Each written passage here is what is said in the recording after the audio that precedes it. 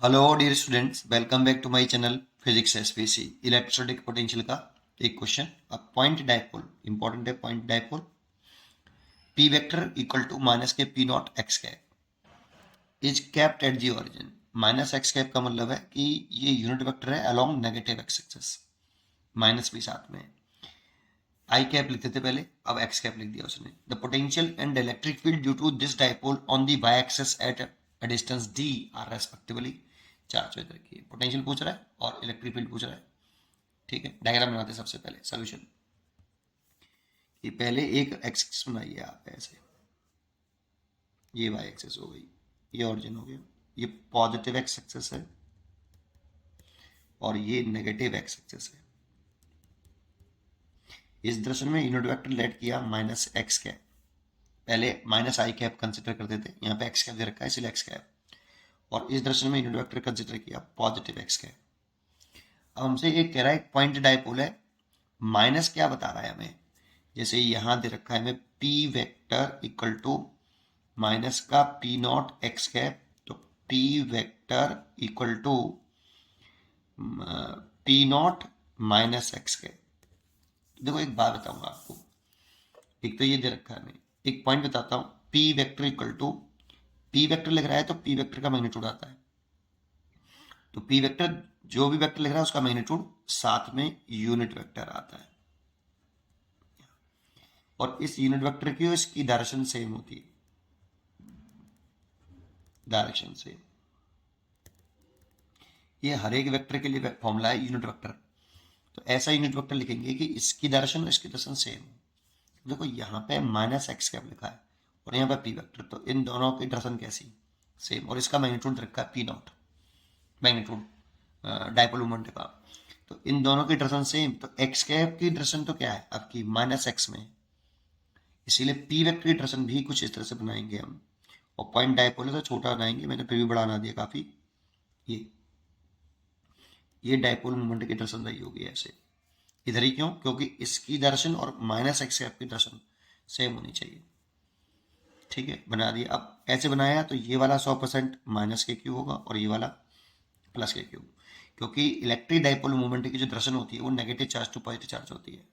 ठीक है, D distance पर वाई एक्सेस में, ये वाई एक्सेस है, डी डिस्टेंस में एक पॉइंट है, डी डिस्टेंस पर इस पॉइंट पर पोटेंशियल निकालना है एंड इलेक्ट्रिक फील्ड निकालनी है। तो पोटेंशियल देखो इक्वेटोरियल पोजीशन हो गई डायपोल की, पोटेंशियल जीरो होता है इक्वेटोरियल पोजीशन पर, क्योंकि जितनी डिस्टेंस इससे ये है उतनी डिस्टेंस इससे है, लेकिन एक चार्ज पॉजिटिव है और एक चार्ज नेगेटिव है। और स्केलर क्वांटिटी है पोटेंशियल, तो टोटल पोटेंशियल जो आ जाएगा नेट, ये जीरो हो जाएगा। क्योंकि पोटेंशियल एक सिंगल पॉइंट चार्ज की, जैसे जो कोई चार्ज है इससे आर दूरी पर पोटेंशियल निकालते हैं ये, तो पोटेंशियल होता है के क्यू वाई आर। तो इस पॉइंट पर जब पोटेंशियल निकालेंगे तो ये डिस्टेंस ले लेंगे और ये डिस्टेंस, अगर ये डिस्टेंस मैं बराबर मान लूँ क्योंकि इक्वल होंगी, तो ये डिस्टेंस अगर आर तो ये भी डिस्टेंस आर लेट कर लूँ, तो इसकी वजह से आएगा के क्यू बाई आर और इसकी वजह से आएगा माइनस के क्यू बाई आर। और potential scalar quantity, net potential होगा जीरो। और लर्न होना चाहिए यार, इक्वेटोरियल पोजीशन पर नेट डायपोल मोमेंट जीरो होता है। ठीक है, इलेक्ट्रिक फील्ड का मैग्नीट्यूड की बात करें, केवल मैग्नीट्यूड की बात कर ले पहले, तो इक्वेटोरियल इक्वेटोरियल पोजीशन है, ये हमें फॉर्मूला याद होना चाहिए भाई। पी ओवर आर क्यू होता था, लेकिन यहाँ से डिस्टेंस ये जो रखी है ये वाली डी दे रखी है, ये वाली डिस्टेंस लिखते हैं बेटा, कन्फ्यूज मत होना इस आर में, इसीलिए हटा देता हूँ इसको, छोड़ो। तो ये डिस्टेंस लिखते हैं डी, तो डी का क्यूब।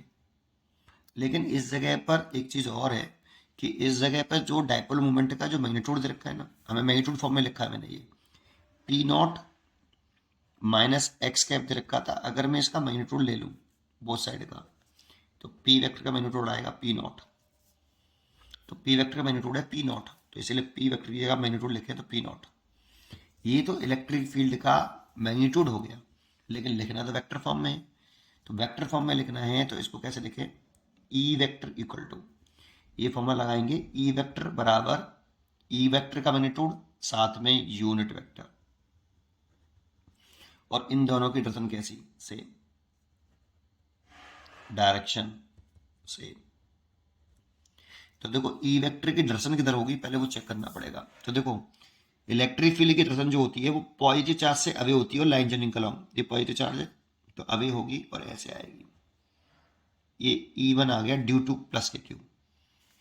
और नेगेटिव चार्ज के टूवर्ड्स होती है और लाइन जर्निंग अलॉन्ग, तो नेगेटिव चार्ज ये हो गया इसके टूवर्ड्स और लाइन जर्निंग अलॉन्ग, ये हो गया E2।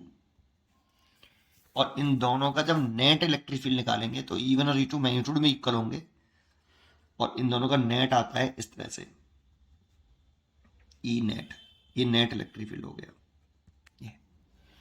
और ये नेट इलेक्ट्रिक फील्ड हमेशा डाइपोल मूवमेंट के अपोजिट होता है, डायरेक्टली याद होना चाहिए। हमेशा इक्वेटोरियल पोजीशन पर जो नेट डाइपोल मूवमेंट होता है, नेट इलेक्ट्रिक फील्ड होता है, वो इस नेट डाइपोल मूवमेंट के अपोजिट होता है, एंटी पैरेलल होता है। तो मैंने बना दिया। अब ई वेक्टर लिखूं तो इस फॉर्मूले का यूज करूं तो ई वेक्टर का मैग्नीट्यूड लिखूं, साथ में यूनिट वेक्टर ऐसा लिखूं कि डायरेक्शन सेम हो। तो ई वेक्टर की डायरेक्शन में प्लस का एक्स कैप आ रहा है, माइनस का एक्स कैप नहीं, प्लस का एक्स कैप आ रहा है, इसीलिए प्लस का एक्स कैप ऐसे। और ई का मैग्नीट्यूड लिख दें तो ई वेक्टर इक्वल टू ई का मैग्नीट्यूड है 1/4 pi epsilon nought P over D Q, P not by D Q, और ये एक्स कैप ऐसे। लेकिन हमें यहाँ पे रखा है देखो ये, तो यहाँ पे आ रहा है ये पी नॉट एक्स कैप ऐसे। तो क्या ले सकते हैं, यहाँ से अगर मैं पी वेक्टर निकालूं तो माइनस का पी वेक्टर इक्वल टू ऐसे लिख सकता हूँ पी नॉट एक्स कैप, इस माइनस साइन का बोथ साइड में मल्टीप्लाई कर दिए तो ये प्लस का हो जाएगा, ये माइनस का। तो पी नॉट एक्स कैप किसके बराबर है, माइनस पी वेक्टर के। तो E vector is equal to minus का 1/4 pi epsilon nought P vector over D cube. ये जो इसकी जगह पे मैंने लिखा है, इसकी जगह पे मैंने लिख दिया है पी नॉट एक्स कैप की जगह पे माइनस पी वेक्टर, ये लिख दिया। तो देखो रिजल्ट आ गया ये। यहाँ माइनस साइन ये बता रहा है कि पी वेक्टर की डायरेक्शन और ई वेक्टर की डायरेक्शन अपोजिट होंगी। तो है ई वेक्टर और पी वेक्टर एक दूसरे के अपोजिट डायरेक्शन में, इसीलिए इसका आंसर होना चाहिए एक तो जीरो होना चाहिए, तो जीरो, ये तो गलत ही है, पोटेंशियल तो जीरो होना चाहिए। इन दोनों में से लगता है, बच्चों को लगता है कि ये आंसर होना चाहिए, जबकि आंसर डी है। ठीक है, उम्मीद करता हूँ कि आपको ये क्वेश्चन जरूर समझ में आया होगा। पढ़ते रहिए और खुश रहिए। Thank you.